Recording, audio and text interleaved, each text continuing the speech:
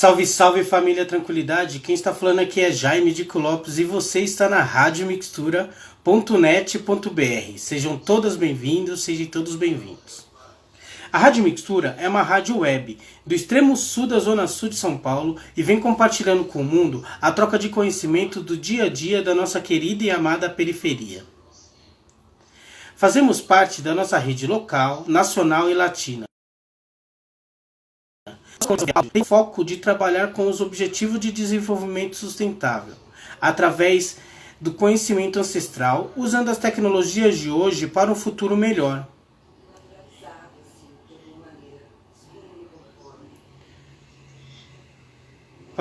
Informamos notícias, matérias, denúncias, contos, aulas, diálogos, vivências, workshops, palestras, músicas, poesias, shows, feiras, eventos, mixtapes, vinhetas, playlists e podcasts. Estamos localizados na rua Batista Crespo, 105, super fácil chegar, na agência Solano Trindade, que é um espaço maravilhoso, onde que a gente também tem o restaurante da Tia Nice, que é o restaurante organicamente rango, tem a Bismart Tour, tem yoga de quebradas, e é um espaço, sou suspeito em falar, porque eu sou de lá, né, então quero que todas as pessoas vão conhecer lá, é super fácil chegar, perto do Terminal Campo Limpo.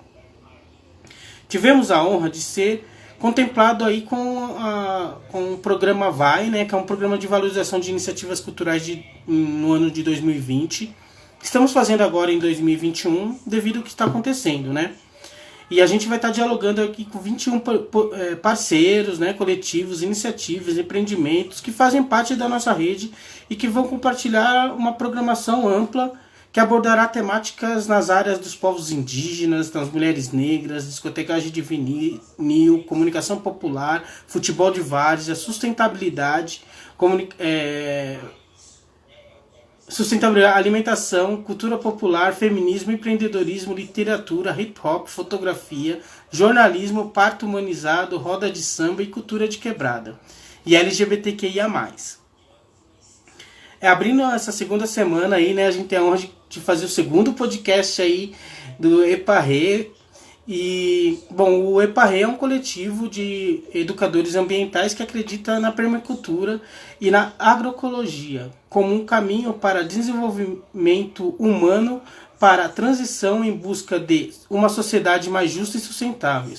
Com 17 anos de experiência, o Grupo EPARRE atende diversos públicos, contribuindo diretamente para a melhoria da qualidade de vida na periferia, relações humanas, revitalizando espaços através de hortas, composteiras, cisternas, jardins ecológicos, reflorestamento, tratamento de água, bioconstrução, arte e educação, afirmação de culturas tradicionais e metodologias interrogativas.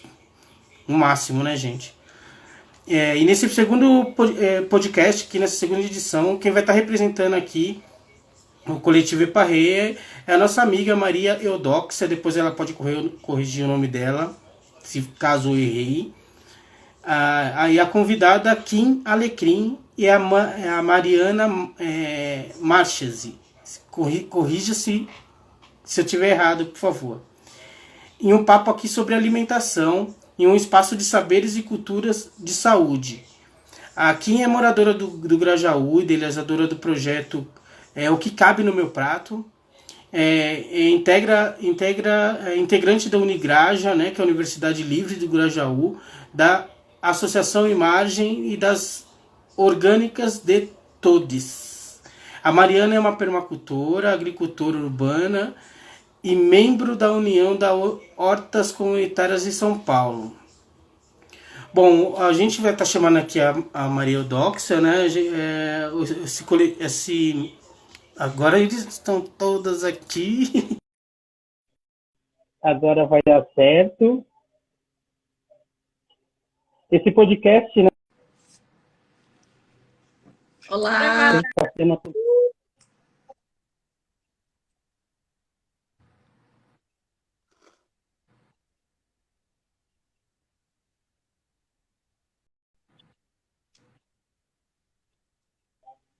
Tudo bem, gente? Uma honra estar recebendo vocês aqui na Rádio Mixtura.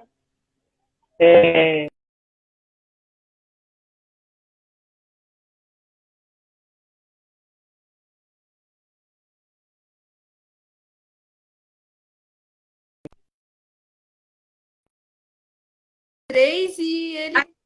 Gratidão, Dico. Eu estou ouvindo você aqui e você, Mari. Vocês estão me ouvindo?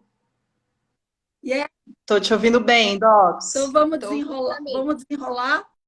Eu queria fazer um brinde Vamos. ao dia, a esse convite para o coletivo, para a Rádio Mistura, todo mundo da Rádio Mistura, a esse convite ao coletivo Eparré. Para nós é uma honra estar aqui. E Dico, não vou te corrigir jamais. Pode me chamar de Maria, pode me chamar de Eudóxia, tá tudo certo. Tá bom? E eu estou bebendo aqui um chazinho de alecrim, também em homenagem à nossa Kim Alecrim, aqui embaixo. E colhido lá da nossa horta, a horta onde eu estou trampando agora, que é a horta popular do Becos e Vielas. Então, salve, salve, meninas. Eu queria que a gente começasse, a gente tem mais ou menos uns agora. Queria que a gente começasse fazendo uma apresentação nossa e depois eu vou fazer um pouquinho do contexto e lançar uma provocação aí para vocês, tá bom? E todo mundo que quiser participar, mandar comentários, se der, a gente vai desenrolando aí de responder. Quem quer começar?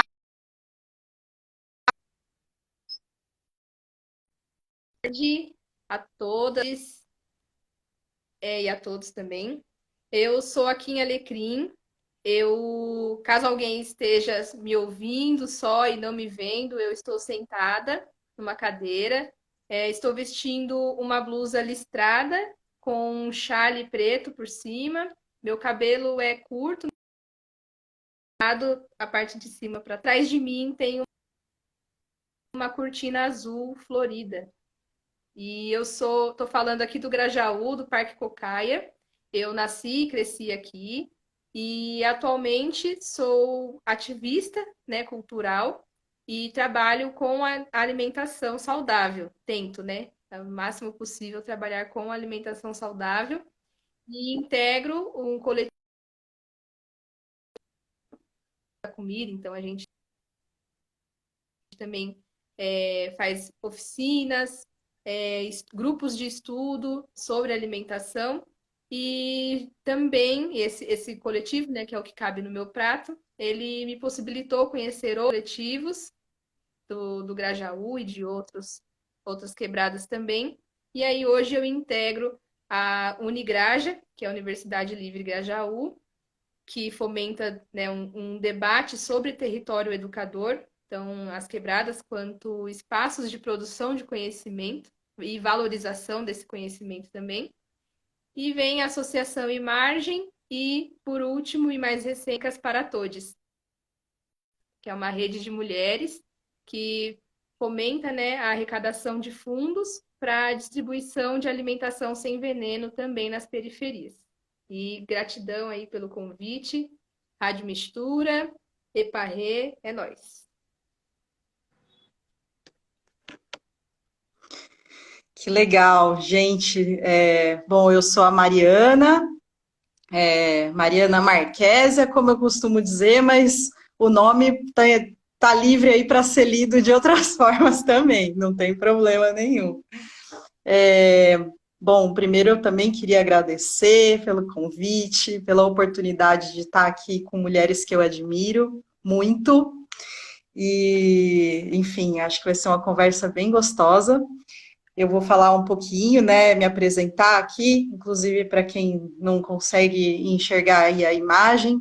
Bom, eu, enfim, sou uma mulher branca de 36 anos, estou usando uma camiseta meio roxa, acho que é isso, uso óculos, tenho o cabelo bem curtinho, castanho, e, bom, eu estou falando nesse momento aqui de Jundiaí, que é onde eu trabalho 3 dias por semana, né? Mas eu moro em São Paulo desde 2012, desde 2002, olha só, eu querendo comer 10 anos aí na data. E sou nascida em Minas Gerais, onde eu morei até os 17 anos, Poços de Caldas, sul de Minas. Eu estou aí nessa caminhada das hortas desde 2013, quando eu entrei no coletivo de voluntários da Horta CCSP, que é a Horta Comunitária do Centro Cultural São Paulo, que acaba de completar 8 anos essa horta, e pouco depois, parabéns!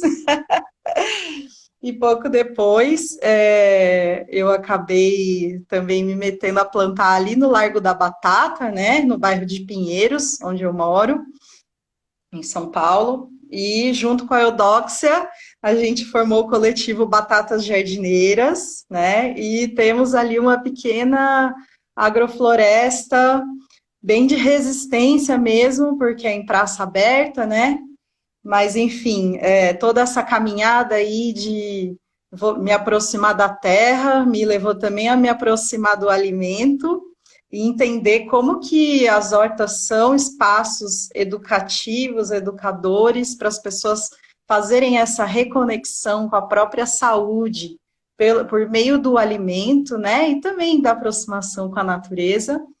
E isso possibilitou, inclusive, que eu seguisse uma nova carreira. Eu era publicitária, né, era designer gráfica, e hoje eu trabalho bastante com agricultura urbana, com educação ambiental, e trabalho num projeto que se chama Pé de Feijão, que tem como missão trazer essa coisa da alimentação saudável para as pessoas, mas não como um peso, mas como um prazer, um encantamento, uma descoberta, né?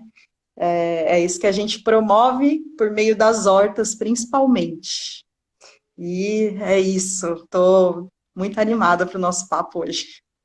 Da hora, Mari, da hora, Kim, gratidão, fiquei muito honrada aí por vocês terem aceitado o convite para esse nosso bate-papo. Então, vou falar um pouquinho de mim também. Eu sou a Eudóxia. Eu vou também me descrever aí para quem porventura não esteja conseguindo enxergar a imagem. Eu sou uma mulher branca, uso óculos, estou vestindo uma camiseta definitivamente roxa, com lenço no pescoço, sou muito friorenta. Meu cabelo é cacheado, castanho. Eu tenho olhos verdes e atrás de mim, meio inclinada, assim, que eu estou meio de canto, em casa tem uma parede com alguns quadros.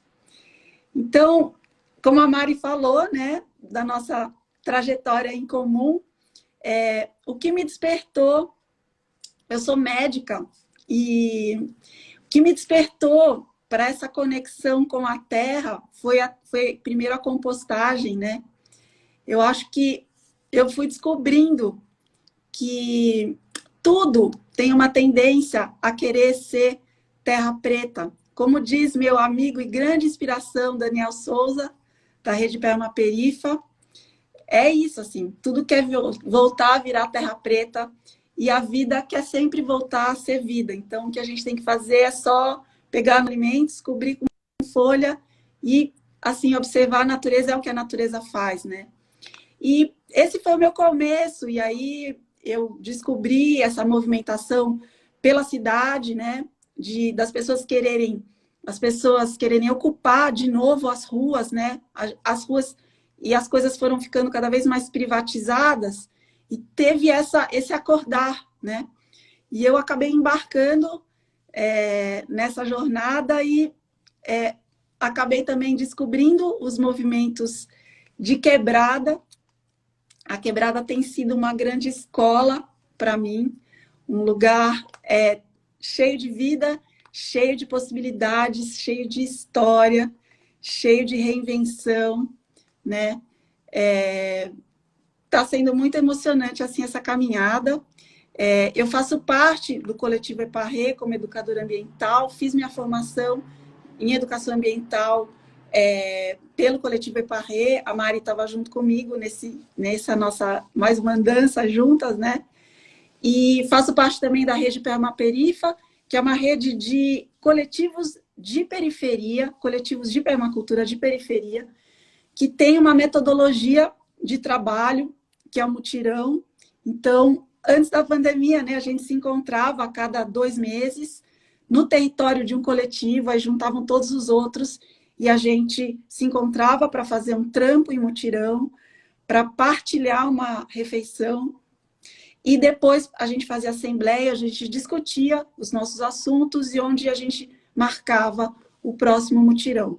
Então, um super ambiente assim de troca, de se irmanar, de misturar e vamos ver o que dá.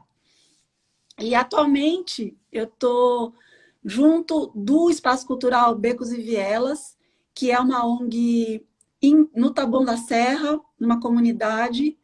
E um pouquinho antes da pandemia começar, a gente foi convidado a trabalhar lá. Eles tinham um projeto de começar uma horta, um pomar, num terreno, no território mesmo da quebrada, e sempre foi o nosso sonho poder plantar nas cidades, né? Acho que isso é um enorme caminho para a autonomia, a quebrada plantar o seu próprio alimento, porque a gente vai discutir aqui quais são as barreiras para a gente poder se alimentar melhor, né? E aqui a gente está falando do contexto bem da periferia mesmo, né? Que é o contexto que da Rádio Mistura está fazendo essa comunicação da quebrada para a quebrada, da Sul para o mundo, mas fundamentalmente para a quebrada.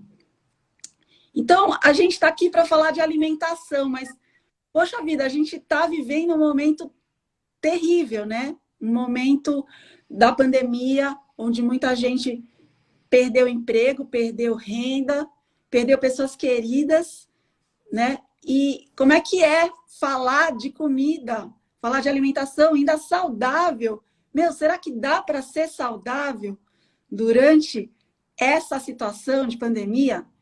Então, eu queria trazer para vocês como uma provocação, e eu acho que é importante saber, talvez alguns de vocês já sabem, tem uma historiadora brasileira, a Érica Galindo, ela está atualmente em Berlim e ela coordenou de lá um grupo que estudou a segurança alimentar durante a pandemia. Então, foi um estudo pelo telefone, assim, toda a segurança, né? Eles entrevistaram 2.000 famílias, selecionaram essas famílias para representar o perfil socioeconômico do Brasil, que é o quê? Maior parte de mulheres pretas ou pardas, né? E na base da pirâmide social, né? Então, 60% desse grupo ganhava até R$1.000, né? Então, o que eles descobriram? Não vai ser nenhuma surpresa, assim, se eu contar para vocês que 59% das famílias entrevistadas estava passando algum grau de insegurança alimentar.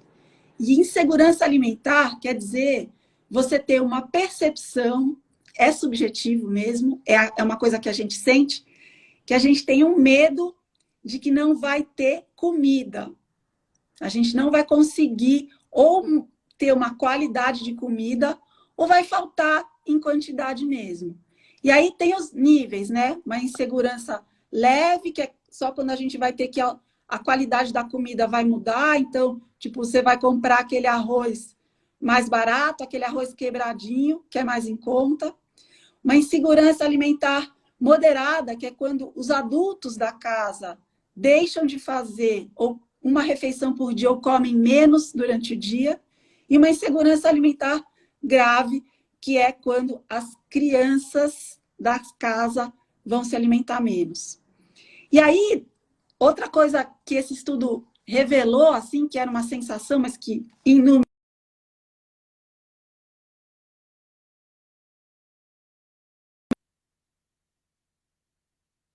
principalmente nas regiões rurais, a gente estava tendo até 25% de insegurança alimentar grave. Isso quer dizer, as crianças comendo menos. Outro dado aí do estudo que chama muito a atenção, nas regiões urbanas, nas famílias periféricas, nas famílias chefiadas por mulheres, nas famílias chefiadas por pessoas pretas, também a porcentagem de insegurança alimentar era muito maior. Então, eu quero deixar isso, e tem muito mais coisa para falar desse assunto, acho que a gente vai desenrolando, mas eu quero deixar isso como uma primeira pergunta para vocês, como é que vocês sentiram isso? Se vocês sentiram isso na sua prática, nos encontros, né? Ou no diálogo aí com a população que vocês trabalham. E como que foi isso sentido? E depois a gente podia conversar também um pouquinho sobre como que a gente pode sair disso.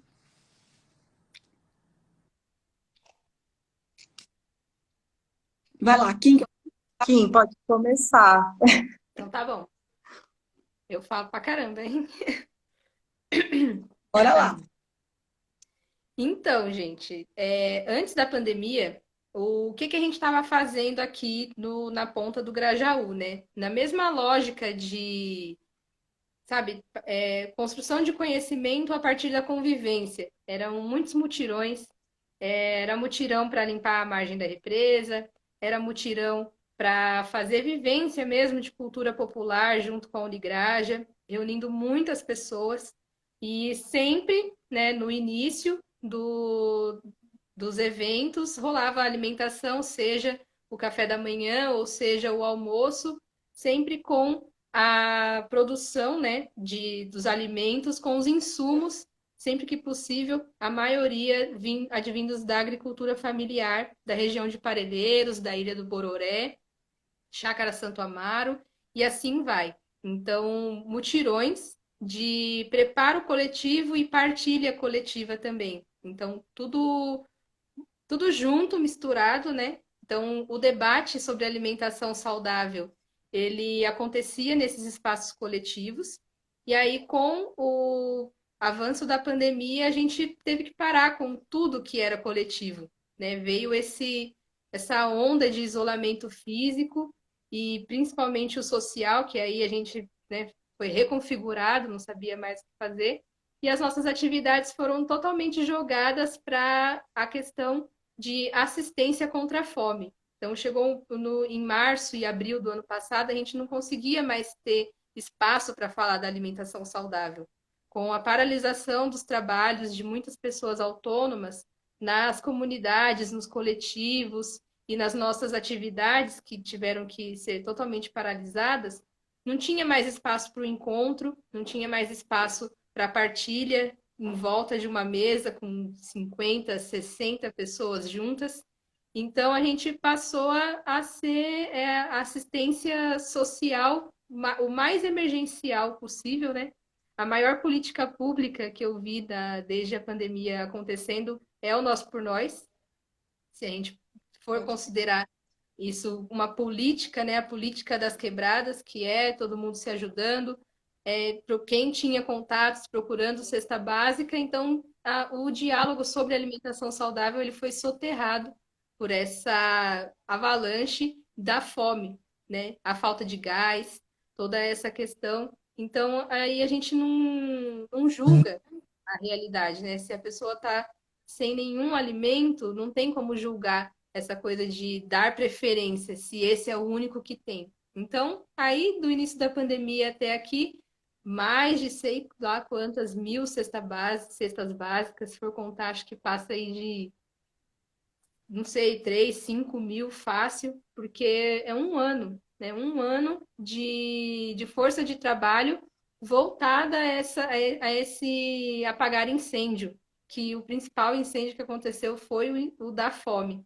Então, muitas campanhas e tudo mais, os desmontes, né? Então, recentemente teve a questão do desmonte do Bom Prato, que já aconteceu em outras quebradas. Heliópolis está há meses, mais de 9 meses, sem o Bom Prato. O Grajaú foi ameaçado de perder a sua unidade do Bom Prato para ser transferida para a cidade Dutra, que é a quase 5 quilômetros daqui. Então, e mais uma vez, o que apagou esse incêndio foi a mobilização social, cultural, que fechou uma das faixas da Belmira Marim, em frente ao Bom Prato, num ato pacífico, e ao mesmo tempo articulou, né, as vereanças, as coletividades, principalmente os mandatos, né, de deputados e deputadas estaduais, e aí conseguiram fazer o diálogo com o Estado E aí, quando a gente de novo vem na política do Nós por Nós, se movimenta, se articula, o governo do estado recuou em relação à transferência do Bom Prato do Grajaú para a cidade de Dutra, e pandemia para cá é isso, assim, né? O único momento que a gente conseguiu se encontrar foi na rua, porque a gente não pode, né, por bom senso, se não for essas situações extremamente emergenciais, a gente não teve mais o encontro, então tudo foi pro online ou distribuição de donativos, né? Acho que é aqui. Ih, deu uma Deu uma travadinha. travadinha aí.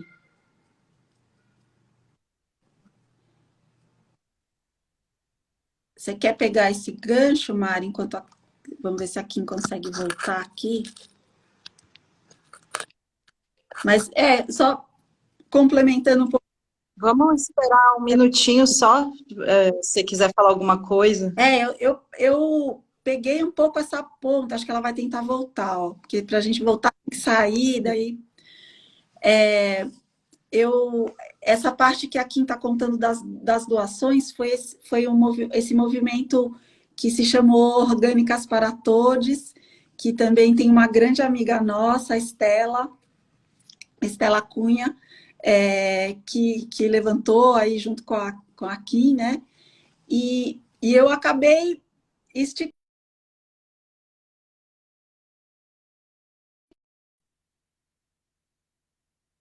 né? Então foi uma fase assim que a gente viu essa questão da fome acontecendo e a gente realmente se lançou nisso aí. E alguns grupos, bom, teve muito movimento da sociedade civil fazendo entrando nessa onda aí. Então, as quebradas já tinham esse conhecimento e já estavam articuladas, né? Porque sempre foi o de nós por nós, né? Sempre foi isso. É como o Emicida fala, assim, a única coisa que nós tem é nós. Então, foi um pouco da classe média se juntando, fortalecendo, e eu acho que isso apagou alguns incêndios, como a Kim falou. Mas uma coisa que a gente nota na pesquisa é que, por exemplo, as famílias que conseguiram o auxílio emergencial, que não foram todas que precisavam, né? Foram muito menos, né, do que... Ó, Kim voltou. Kim, você voltou. Conexão ruim. Então, eu só estava contando aí da experiência que eu tive de puxar um pouquinho dessa ponta do Orgânicas para Todos para o Tabuão e falando que isso é bem legal, mas a pesquisa mostra que as políticas públicas, elas são mais garantidoras. Então, as famílias que receberam auxílio emergencial, na pesquisa, elas sofreram menos insegurança alimentar e elas substituíram menos os alimentos saudáveis, né, por alimentos de prateleira, alimentos ultraprocessados. E, mais que isso, as famílias que tinham um LOAS, uma aposentadoria, uma previdência, que são políticas mais firmeza, né? São políticas instituídas, essas sofreram menos. Então, assim, só fiz esse parêntese aí enquanto você se reconectava. Então, por favor, aí, completa sua fala aí. E é exatamente isso, Docs, porque quanto movimento cultural, social, se coloca nesse espaço de política pública, né? Eu brinquei agora há pouco que a maior política pública que eu vi desde o início da pandemia é o Nós por Nós, só que isso é pedir para se esfolar, sabe? Não tem resiliência e meditação e não sei o que, e óleo de coco que ajude a gente a fugir dessas rugas que é o estresse de tentar consertar o que o Estado simplesmente deixou de mão e o mercado também, né? Simplesmente deixaram de se importar em tentar resolver. Pelo contrário, né? Eles desmontam, fazem para piorar.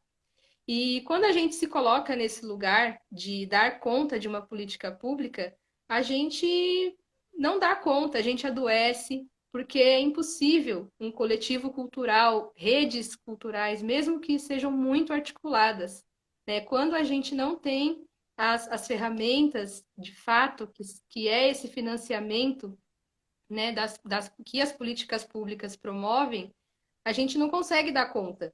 E aí se frustra, é frustrante, é muito puxado, né, para a nossa vida mesmo, assim, para a carga social mesmo, de responsabilidade cidadã, é demais para os movimentos culturais assumirem essa responsa, sabe, da política pública. Então a gente vai tentando, a gente consegue desenvolver protótipos, vamos dizer assim, né?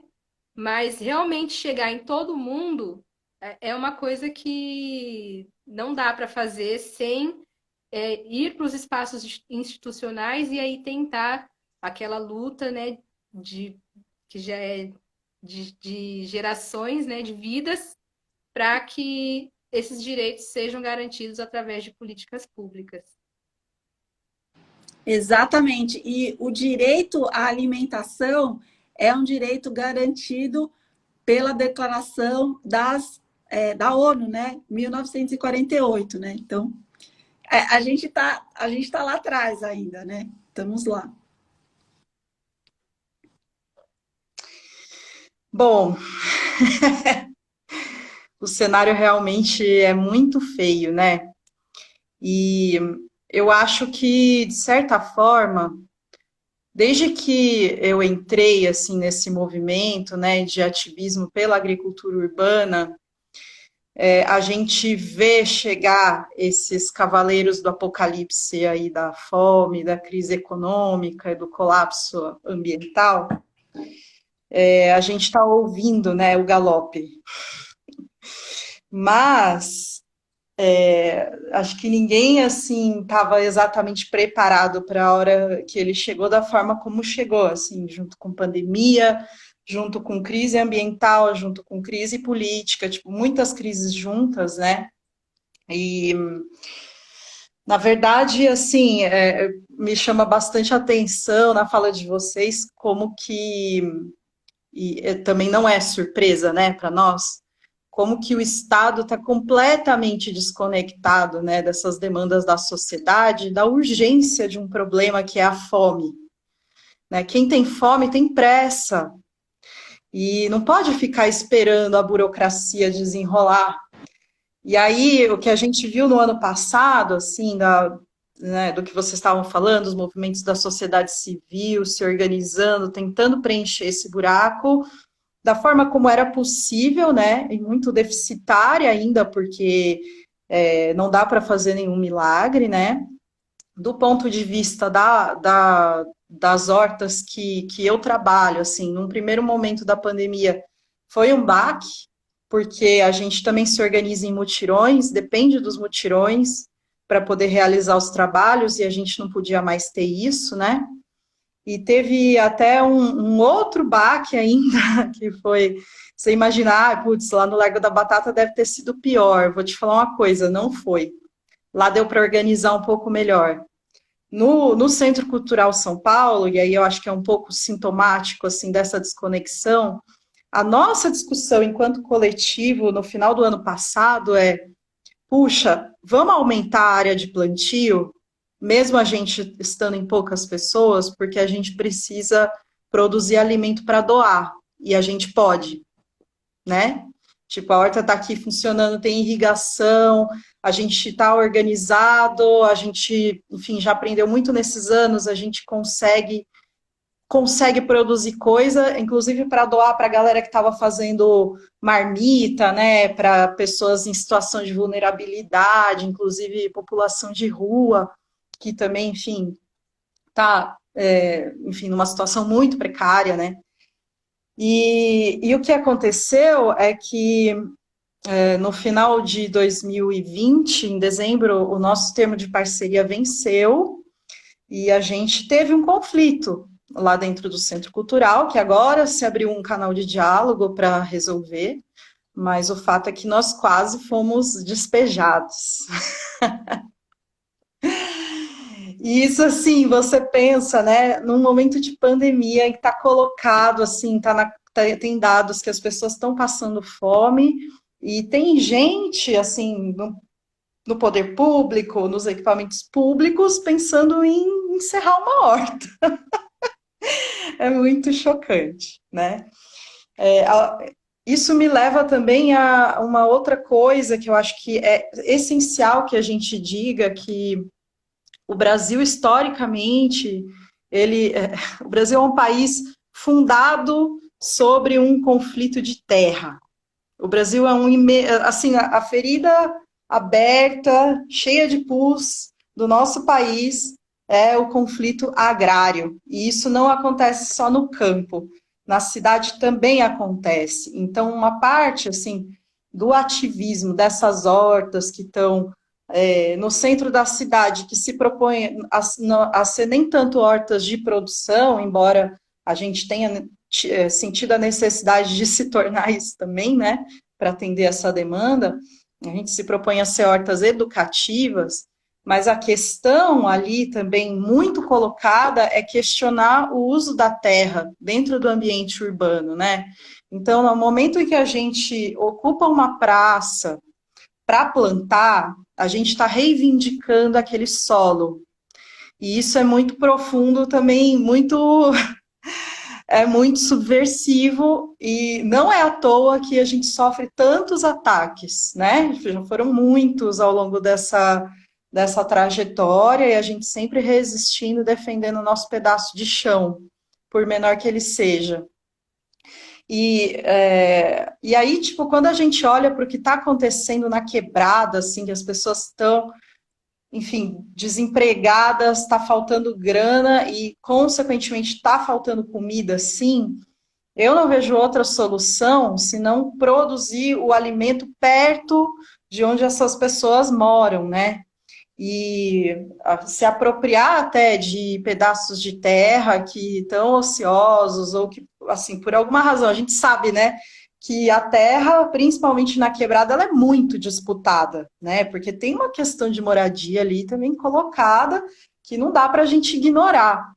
Mas é preciso que tenha terra para plantar na quebrada, para que a pessoa esteja perto ali daquela verdura, daquele legume, daquelas raízes. Tipo, talvez a gente não consiga plantar arroz, mas a gente pode conseguir sim plantar feijão, plantar mandioca, batata, verdura de folha, legumes variados, muita punk, inclusive, que cresce às vezes em condições mais difíceis, né? Elas são menos exigentes, então às vezes você tem aquela terra que está um pouquinho zoada, mas já dá para produzir alguma comida, se você usar essas plantas, né?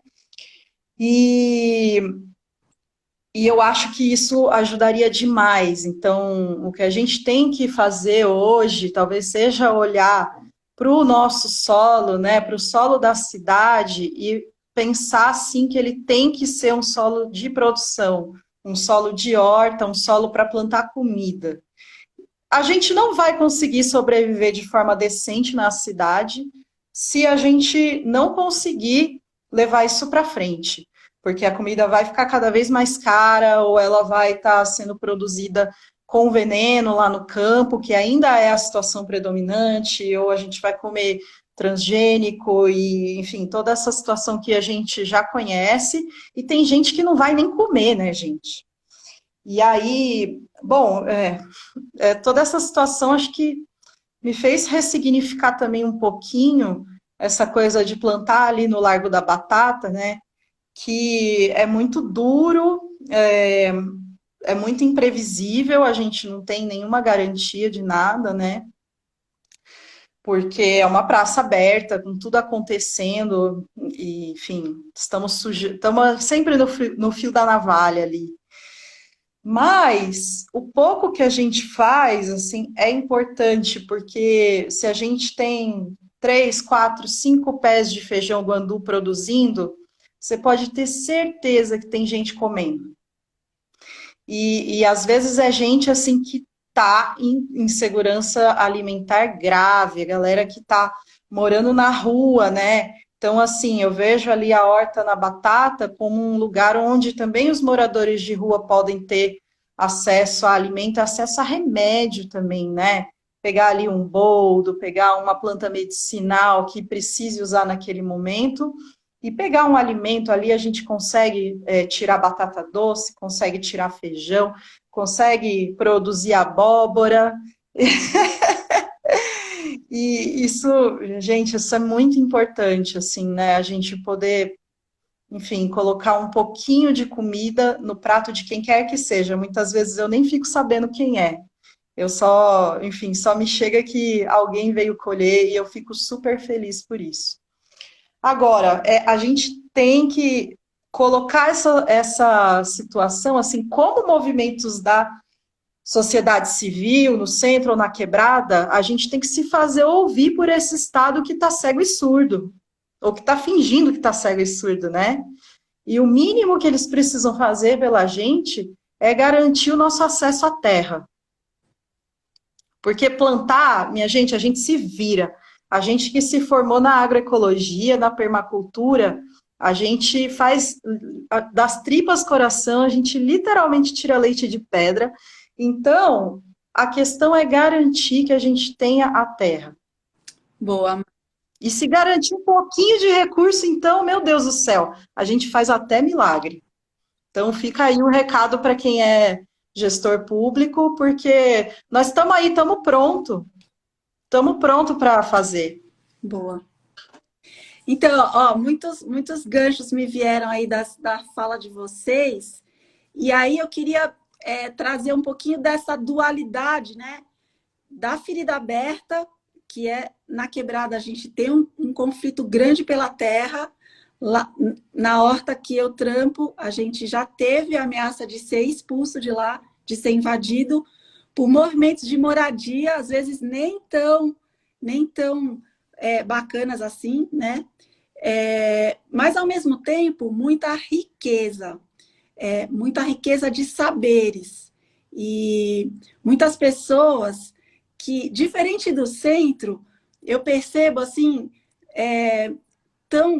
ou são filhos de agricultores, ou na infância trabalharam no campo e conhecem as plantas medicinais, conhecem usos até que a gente desconhece. Então, a riqueza minha de ter ido para lá foi descobrir muita coisa.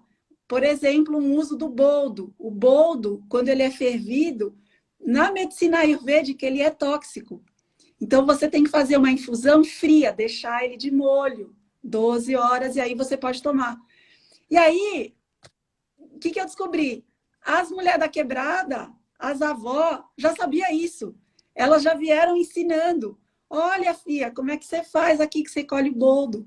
Né? Então, queria saber de vocês como é que vocês veem essa dualidade aí, dos saberes, dessa grande capacidade de mobilização das redes que já existem, versus as carências todas, né? Então, queria ouvir de vocês aí. Kim, quer começar? Posso? Desculpa, gente. Então, acho que se não fosse as redes, principalmente das mulheres, né, eu estava ainda tentando construir um currículo, tentando ser contratada numa multinacional, tentando o de sempre, né, que enfiam a goela abaixo para a gente desde sempre. A única solução, assim, que curou alguma dessas feridas que são abertas pela negação dos direitos, pela omissão mesmo, né, de quem deveria garantir o bem-estar coletivo, foram essas redes comunitárias. Então, e partilhar informação foi a principal delas. Assim, pessoas que ensinam desde como usar um alimento, desde que explicam numa roda de conversa o que é a mobilização comunitária, né? Se teve alguma cura possível de todas as feridas que eu vi até hoje abertas assim nessa disputa, né, social que a gente vive, são essas redes comunitárias. Então, as mais incríveis que eu já presenciei eram principalmente movimentadas por mulheres. Então, essa rede de acesso à terra, as agricultoras, as cozinheiras, as professoras. Então, essas pessoas que desde a infância são assim protagonistas, né, das curas das feridas. Então, mulheres que cuidam de outras, que cuidam das famílias. Quando eu comecei a fazer parte desses movimentos sociais, foi ainda mais evidente, né? As mulheres que plantam, as mulheres que cozinham, que partilhavam muitos conhecimentos. Então, várias mudas que eu tenho aqui em casa hoje foram mulheres que me deram. E não que os homens não façam parte dessa rede, tem também um papel fundamental dos homens quando decidem ouvir as mulheres. Então, a principal movimentação que eu recebi de acolhimento, de conhecimento, de partilha de informação foram nessas redes informais e principalmente pelas mulheres. Essas mesmas mulheres que você citou, Docs, que a pesquisa aponta como as pessoas mais oprimidas, as pessoas que mais sofrem essas dificuldades, esse perfil, né, da mulher preta periférica, que na prática, quando a gente vai lá, são as que mais sofrem e são as que mais acolhem, que ainda assim, com todas essas feridas abertas, são a fonte de cura desses territórios. Sim, sim. É exatamente. Uau. Acho que é muito potente essa sua fala aqui no sentido. E eu acho que isso aponta também uma saída até que os movimentos sociais, os coletivos, né? Que não, a gente não tem a grana, a gente não tem esse poder do Estado, né? Porque o Estado foi constituído para isso. O Estado é o detentor das armas e do direito, né? E só quem já sofreu a violência do Estado é que sabe o poder que o Estado tem. Mas a gente ia te pedir para comentar isso também, como é que a gente pode fortalecer essa rede de saberes, essas mulheres que já sabem, esses homens que também muitas vezes chegam junto para bater enxada, né, junto com a gente. A gente sabe que nas hortas comunitárias a maioria é de mulheres, né? A gente teve essa discussão, inclusive, na rede Perma-Perifa. E assim, a maioria é mulher mesmo. Mas os homens podem ter esse papel.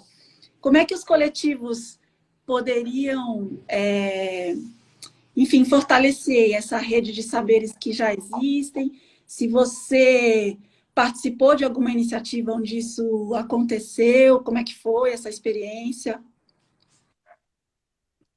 Então, a gente tem o desafio que foi ainda mais acentuado na pandemia, que é da acessibilidade, né? Então, a, a onda de movimentações virtuais, agora a gente está aqui, né? Muitas pessoas vão poder acessar isso depois, só que se a gente tivesse numa roda, né? 15, 20 pessoas se olhando, se vendo, né? Isso de fato seria mais efetivo, porque provavelmente antes dessa conversa a gente já teria plantado, a gente já teria feito um mutirão antes e sentaria depois para conversar, né? Então, o principal é isso, assim, encontrar formas de burlar, não estou querendo aqui de forma alguma incitar a aglomerações, multirões, só que a gente já está vendo que o espaço ao ar livre, o acesso à natureza, ele é a principal forma de evitar o contágio,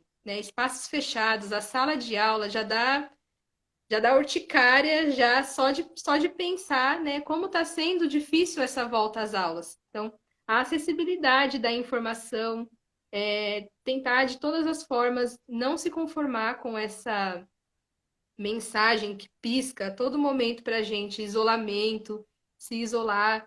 Acho que a gente tem que insistir na contramão, que é o que a gente já defende desde muito antes da pandemia.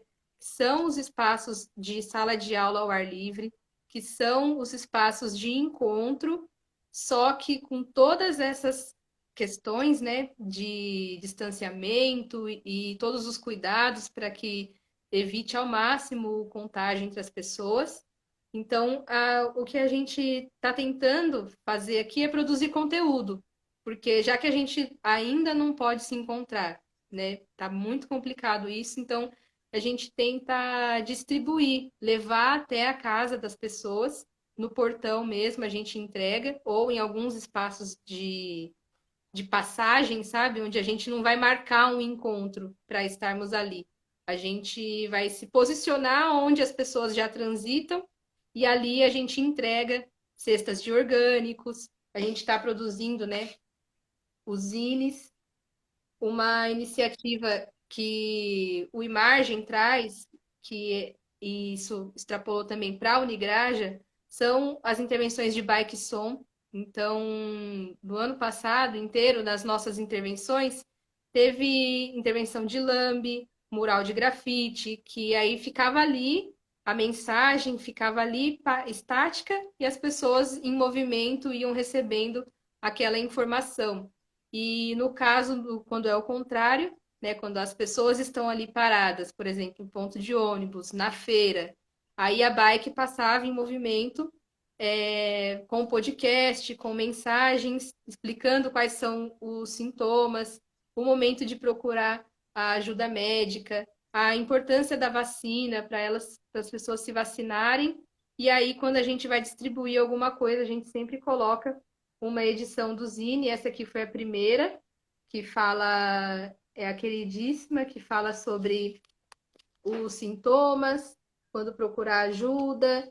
Tem também a questão dos alimentos que a gente começou a distribuir, então, como as pessoas utilizarem o chá do limão para baixar a febre, como utilizar o suco de inhame e o suco de couve para poder prevenir, né, a baixa da imunidade, a questão de diminuir o uso do açúcar, e várias outras coisas. Aí, quando passou essa necessidade inicial ali, né, da pandemia, a gente começou a falar de outros temas, como, por exemplo, a água.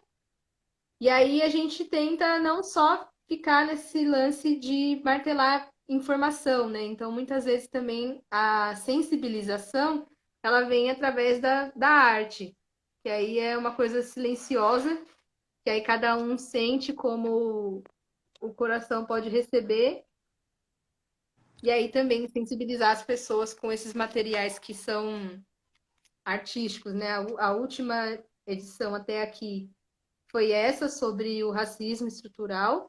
Então, várias atividades também que as nossas dores elas se conectam, né? A fome está muito ligada também. Quem passa fome está muito conectado ao racismo estrutural, a não valorização dos povos indígenas. E aí está no forno mais uma edição que vai sair aí em breve, que ela vem para evidenciar para a gente o quanto que mesmo estando na cidade, a gente ainda está na floresta, né? A gente está só em cima, a gente só meio que, né, achatou ela ali com essa bola de concreto que são as cidades, mas aí vai vir mais uma edição que se chama O que a gente pode ver na cidade, e ela vai trazer a evidência de como que, mesmo estando aqui no Grajaú e em outras periferias, como estando na cidade, a gente ainda está na Mata Atlântica. Então, vem um breve descritivo sobre as caracterizações da Mata Atlântica, espécies nativas e como que também os povos indígenas e quilombolas estão nesse cinturão verde, né, que está ali na cidade, e a importância desses povos para a manutenção da floresta remanescente, né? A Mata Atlântica está aí super sofrida, coitada, 12% só preservado, e o quanto que a demarcação das terras indígenas, quilombolas, fazem parte da sustentabilidade, assim, né, da cidade. Se está faltando água aqui hoje, é porque tá desmatando em algum lugar, né? A gente está agora nos 45 do segundo tempo, do início da crise hídrica, né, que está chegando por causa das queimadas do ano passado. Então, aí vem vindo esses materiais que, já que a gente não consegue fazer um encontro, primeiro um mutirão e depois a roda de conversa e depois o almoço juntos, a gente está tentando fazer isso em cápsulas impressas, Boa. podcast, para tentar levar para a rua, para tentar, assim, escoar nas frestas do concreto, fluir aí essas informações. Perguntaram aqui como é que faz para adquirir. A gente tem uma conta da Unigraja no ISU, e por lá a gente divulga todas essas edições aqui, tanto para leitura online, como também a versão para imprimir. Então, todas essas informações aqui, se vocês procurarem no ISU, que é ISSUU, lá tem uma conta da Unigraja, e lá a gente disponibiliza os arquivos tanto para ler online, como também para imprimir. E aí tem esse aqui, pôster no fundo. Muito lindo. Muito lindo. Quero. Então, são os jeitos que a gente está encontrando de tentar manter o fluxo de informação, e já que a gente não pode mais ter os grupos, né? Então, boa, Kim. Então, assim, se eu não sei o que é isso, se eu entrar, por exemplo, no Instagram da Unigraja ou no seu, aí você me dá um direct lá, vocês mandam o link para a gente ler, imprimir, enfim, também funciona assim, né? Pode Está escrever divulgado na página no do Facebook página da do Facebook, Unigraja, também tem. tá bom. Mari, eu queria te fazer uma pergunta aí no sentido das nossas saídas, né? Se a gente, você é uma grande cozinheira, beneficiadora de alimentos também, se vocês têm dicas de como que a gente aproveita melhor o alimento, tipo, conseguir lá, tipo, aquela couve ali, tipo, o que eu posso fazer? Ah, na horta lá tem umas folhas de batata, ainda não deu para tirar a batata, então queria que você desse umas dicas de alimentação possível. Bom, gente. Bom, em primeiro lugar, assim, conectando um pouco com a fala da Kim, na verdade, essas dicas, elas são dicas das nossas avós, né? E muita gente, assim, que tá aí na quebrada já sabe isso de cor e salteado, né? Mas até às vezes parece que isso ganha uma conotação assim de não preciso mais fazer, porque isso era quando a gente passava fome, né? Às vezes até quando a gente fala de punk, a gente ouve esse comentário, não é tão incomum assim. Isso aqui a gente comia quando passava fome. Mas, pensando assim que realmente tem muita gente com falta de alimento e que a gente também precisa honrar o alimento, né? A gente que vai se aprofundar um pouco mais na agricultura, quando a gente vê o trabalho que dá cultivar, a gente não quer jogar nada fora, nadinha, nadinha, não quer desperdiçar nada.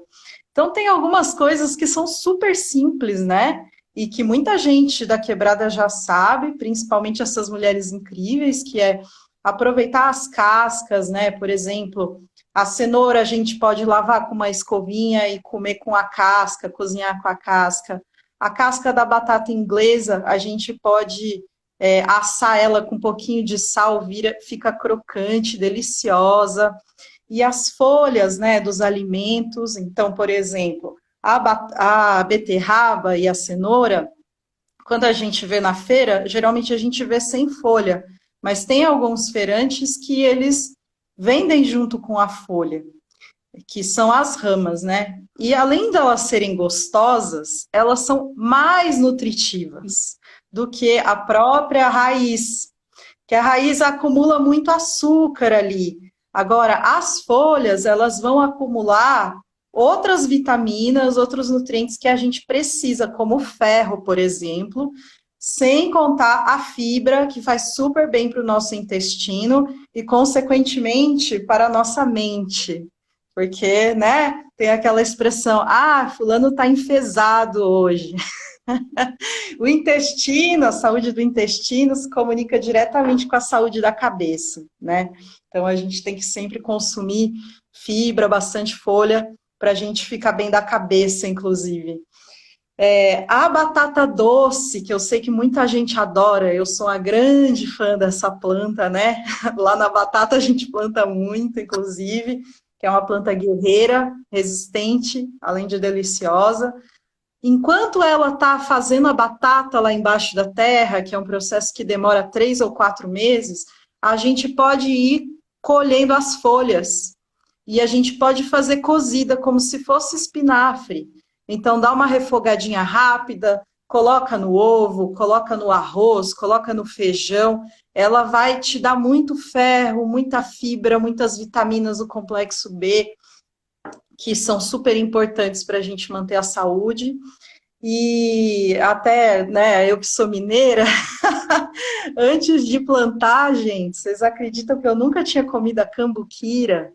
Mas quem é mais antigo vai saber do que eu estou falando. A cambuquira é o brotinho da abóbora, né, da rama da abóbora, ou mesmo do chuchu, ou mesmo do pepino, que é uma delícia, é uma iguaria. Então, enquanto a gente está esperando a abóbora ou o chuchu, né, que são o fruto, e demora um pouquinho para eles virem, a gente pode aproveitar isso na comida, é gostoso, é saudável. Então, essas plantas, elas são muito generosas, muito abundantes, e a gente consegue se alimentar delas de várias formas. Porque tem gente que fala, né, tá, beleza, então vamos começar uma horta, mas a gente só vai conseguir produzir nessa horta, no mínimo daqui a um mês e meio, depois que planta, né? Mas a gente pode ir consumindo as folhas enquanto isso. Isso é sempre uma opção e é muito legal a gente fazer. Até porque depois que você começa a fazer isso, você se apaixona, né? Tem, putz, a farofa de talo, né? Você usa ali o talo da folhinha da cenoura, fica uma delícia. Ou a omelete com a folha de batata doce. Gente, eu não abro mão disso por nada, assim, sabe? São pratos assim que entraram na minha vida para ficar, porque eles são muito gostosos e porque é isso, é fácil da gente cultivar, fácil de colher. Para quem tiver assim uma batata doce brotando na fruteira, de repente, sabe? Fala, essa batata doce passou, né? Meu, põe ela num copinho com água e deixa ela num lugar onde ela pegue um pouquinho de luz e você vai ter ali uma produção de folha muito legal para comer. Então, a gente consegue aproveitar os alimentos de várias formas diferentes. Isso são saberes que a gente está recuperando, de novo, repito, das nossas avós, né? Elas sabiam isso. E aí, muitas dessas mulheres, elas tiveram os seus saberes minimizados e maltratados, assim, pela cidade, por aquilo que se considerava isso aqui é mais chique, não, porque agora eu não posso mais falar do que eu sabia quando eu estava na roça, né? Mas a gente também está aqui para dizer que esses saberes, eles são fundamentais para a nossa vida daqui para frente. Eles são saberes de sobrevivência. E não só de sobrevivência, são saberes de viver com dignidade. Porque a gente quer comida boa não só para a gente nutrir o corpo, mas também para nutrir a alma. A gente come porque é gostoso, a gente come por prazer, né? Então, no momento em que o alimento está faltando até para nutrir o corpo, a gente tem sempre que lembrar que a comida e o preparo da comida, compartilhar a comida, é o que faz a gente mais humano, né? Essa arte de cozinhar, que é um autocuidado e é um cuidado com o outro também, com a sua comunidade, né? Você cozinha uma coisa gostosa para você, para sua família, para os seus vizinhos, para os seus amigos, né?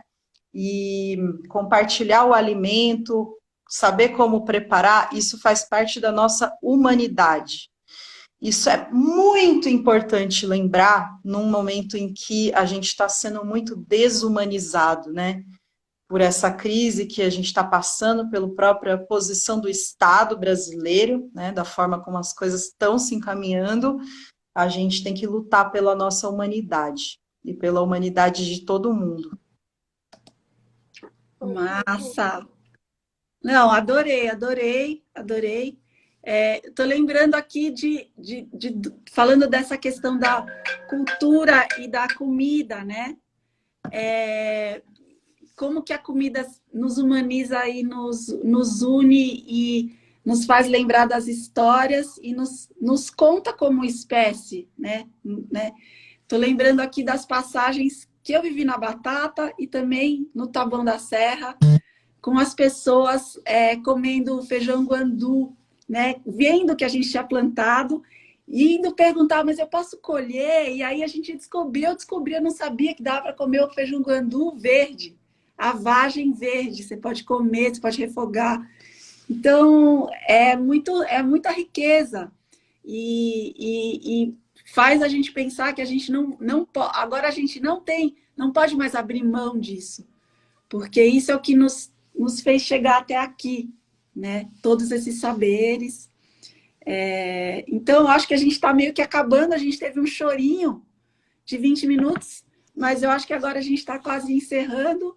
Eu queria pedir para vocês as suas mensagens aí para a gente terminar. E gratidão mais uma vez por ter vocês aqui. Bom, para encerrar, eu queria trazer para mais uma demanda, né? Tá todo mundo cheio de demanda, mas queria trazer mais uma demanda para todos nós, que é a gente se aprofundar um pouco mais sobre mais um desmonte que está acontecendo, né? Que é o desmonte ao PNEA, que é o Programa Nacional de Alimentação Escolar. Então, estão em tramitação para votação na Câmara dos Deputados 12 projetos de lei que pretendem, né, alterar o que é a atuação do PNEA desde a década de 50, né, que esse programa existe. Então, ele garante investimento para a alimentação escolar, que é uma das principais políticas públicas também que a gente tem, né, de acesso à alimentação. E esses 12 projetos de lei, eles têm diversas questões em jogo. Uma delas é trazer, né, o auxílio da alimentação como a principal saída. Então, é oferecer aquele cartão que transfere para as famílias a responsabilidade da compra e a decisão sobre o que é a alimentação dessas crianças, né? Então, além de ser valores assim muito pequenos, como é o auxílio merenda que o Estado, que a prefeitura e o Estado e a prefeitura estão oferecendo, que é cerca de R$ 55 por criança. Então, além dessa questão que tira do jogo o apoio dos nutricionistas técnicos, né, que avaliam a alimentação local, que garantem aqueles 30% de investimento garantido para as comunidades familiares, da agricultura familiar, quilombola e indígena. Então, isso, com esse cartão, meio que isso deixa de existir, porque aí as famílias recebem o dinheiro e podem gastar nos estabelecimentos que elas quiserem. E aí, o que elas normalmente acessam são as redes de mercado, agronegócio, né? Porque a logística né, de distribuição das comunidades familiares, ribeirinhas, quilombolas, indígenas, não existe investimento público para esse tipo de logística. Então, muitas vezes a produção ela existe e ela fica no campo, muitas vezes estraga por falta de logística de distribuição. Então, tá rolando são 12 projetos de lei, né? Eu citei um que é esse do cartão, para tirar o investimento que compra dos agricultores e distribui. Ele tira do Estado essa responsabilidade e transfere direto para as famílias, porque aí dá o dinheiro e ela vai e compra o que ela quiser. E isso deixa as famílias à mercê, muitas vezes, da propaganda, né, do senso comum de alimentação, que é algo horrível, tira da jogada a produção indígena, quilombola e familiar, principalmente a orgânica, sem veneno, e fora outros aí, então são 12 projetos de lei. Quem quiser se informar mais é só procurar nas redes a Mobilização Nacional em Defesa da Alimentação Escolar. Isso está acontecendo, essas votações estão sendo aquela boiada lá, que a gente já conhece, ela está passando ainda. Então, eu termino a minha contribuição trazendo mais essa demanda para a gente se inteirar, né, do que está acontecendo. E é isso, gente. Mobilização nacional em defesa da alimentação escolar. Mais uma boiada está passando e mais uma demanda aí para a gente tentar se organizar. Massa. E fora isso, eu quero agradecer demais, agradecer esse espaço, esse encontro. É maravilhoso a gente não se sentir sozinho, mesmo sem estar ali no contato humano que a gente tanto gosta. Gratidão. Bom, todo dia é uma pancada na cabeça. Deus. Mas vamos lá. Eu acho que enfim, muito importante isso que você trouxe, Kim, porque às vezes a gente acha que algumas coisas são muito distantes, né, diante da emergência, até do dia a dia, mas são coisas que estão decidindo o nosso futuro, né? E a gente, quando a gente planta, né, e a gente decide seguir o caminho aí da agroecologia, cultivar alimentos sem veneno, junto com a natureza, aprender com ela, a gente está se colocando a serviço da vida, né? E já deu para entender que esse governo ele está a serviço da morte e que o projeto que está colocado é o projeto da fome, né? Tá bastante claro. A gente precisa conseguir se opor a isso de todas as formas possíveis, seja, enfim, plantando na rua, distribuindo a comida, fazendo a comida chegar em quem precisa e também ficando de olho na movimentação da boiada, que está muito intensa e chegando junto, da forma como der, assim, né?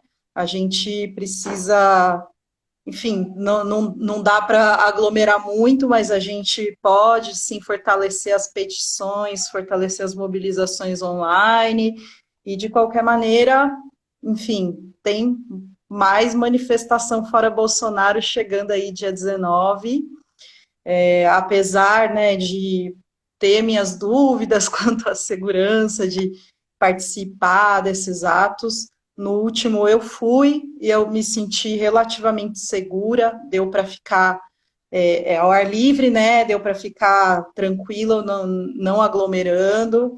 Então, dia 19 eu vou de novo, porque a gente precisa respirar, a gente precisa conseguir respirar, e conseguir respirar, trazer o ar de novo, e a gente poder, de fato, fazer o nosso trabalho aqui de defender a vida e tudo que é a verdadeira riqueza que a gente tem, né?